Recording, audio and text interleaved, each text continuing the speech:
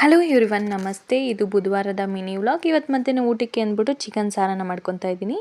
Chicken ಸಾರು ಮಾಡ್ಕೊಳ್ಳೋದಕ್ಕೆ ಒಂದು ಮಿಕ್ಸಿ ಜಾರ್ಗೆ ಒಂದು ಇಡೀ ಆಗೋಷ್ಟು ಕೊಬ್ಬರಿ ತುರಿ, ಒಂದು ಅರ್ಧ ಗಡ್ಡೆಯಷ್ಟು ಟೊಮೊಟೊ, ಒಂದು ಗಡ್ಡೆಯಷ್ಟು ಬೆಳ್ಳುಳ್ಳಿ, ಒಂದು ಅರ್ಧ ಇಂಚು ಶುಂಠಿ, ಹಾಗೆಯೇ ಒಂದು ಸ್ವಲ್ಪ ಚಕ್ಕೆ, ಲವಂಗ, ಮೆಣಸು ಇಷ್ಟನ್ನು ಹಾಕ್ಕೊಂಡು ಒಂದೆರಡು ಸ್ಪೂನ್ ಧನ್ಯದ ಪುಡಿ, ಹಾಗೆಯೇ ಒಂದು ಅರ್ಧ ಗಡ್ಡೆಯಷ್ಟು ಈರುಳ್ಳಿ, ಒಂದು 4ರಿಂದ 5 ಒಣಮೆಣಸಿನ್ಕಾಯನ್ನು ಫ್ರೈ ಮಾಡಿಕೊಂಡು ಹಾಕ್ಕೋಬೇಕು. ನಂತರ ಇವಾಗ ಒಂದು ಪಾತ್ರೆಗೆ ಒಂದು 2 ಸ್ಪೂನ್ ಆಗೋಷ್ಟು ಎಣ್ಣೆಯನ್ನು ಹಾಕ್ಕೊಂಡು ಎಣ್ಣೆ ಚೆನ್ನಾಗಿ ಕಾದ ನಂತರ ಸಾಸಿವೆ ಚಿಟ್ಪಟ್ಟಾದ ನಂತರ ಒಂದು ಗಡ್ಡೆಯಷ್ಟು ಈರುಳ್ಳಿಯನ್ನು ಸಣ್ಣಗೆ ಹೆಚ್ಚಿ ಹಾಕ್ಕೊತಾ ಇದ್ದೀನಿ.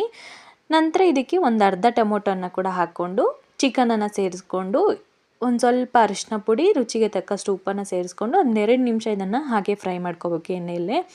ನಂತರ ಇದಕ್ಕೆ ಆವಾಗಲೇ ರುಬ್ಕೊಂಡಿದ್ವಲ್ಲ ಮಸಾಲೆಯನ್ನು ಹಾಕ್ಕೊಂಡು ಒಂದು 2 ನಿಮಿಷ ಕುದಿಸ್ಕೊಂಡ್ರೆ ರೆಡಿ ಆಗುತ್ತೆ. ರುಚಿಯಾಗಿರುತ್ತೆ ಇದು ಸಾರು. ಇನ್ನು ಸ್ವಲ್ಪ ಗಟ್ಟಿಯಾಗಿ ಮಾಡಿಕೊಂಡ್ರೆ ಇದು ಫ್ರೈ ಥರ ಕೂಡ ತುಂಬ ರುಚಿಯಾಗಿರುತ್ತೆ. ಇದರಲ್ಲಿ ಪುದೀನ ಫ್ಲೇವರ್ ಜಾಸ್ತಿ ಇರುತ್ತೆ.